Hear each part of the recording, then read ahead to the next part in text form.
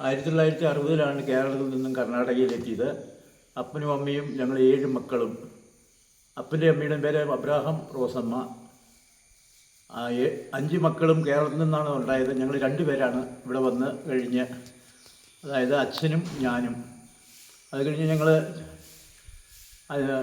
അച്ഛനുമൊക്കെ ഇവിടെ കയർത്തൃക്ക സ്കൂളിലാണ് പഠിച്ചത്. കയർത്തൃക്ക ഗവൺമെൻറ് സ്കൂളിലാണ് പഠിച്ചത്.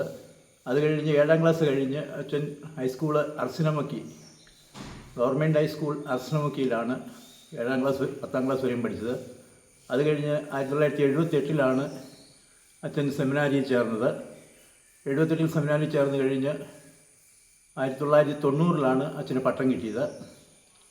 അത് കഴിഞ്ഞ് 90 പട്ടം കിട്ടി കഴിഞ്ഞിട്ട് അച്ഛൻ 1 വർഷം ഉദനയിൽ അസിസ്റ്റൻറ്റ് വികാരിയായിട്ട് ജോലി ചെയ്തു.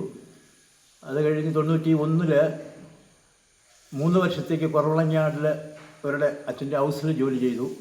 94-ൽ അച്ഛൻ കുറവളഞ്ഞാടിൽ നിന്നും ജർമ്മനിക്ക് പോയി. അത് കഴിഞ്ഞ് ഇത്രയും വർഷം ജർമ്മനിയിലായിരുന്നു ജോലി ചെയ്തുകൊണ്ടിരുന്നത്.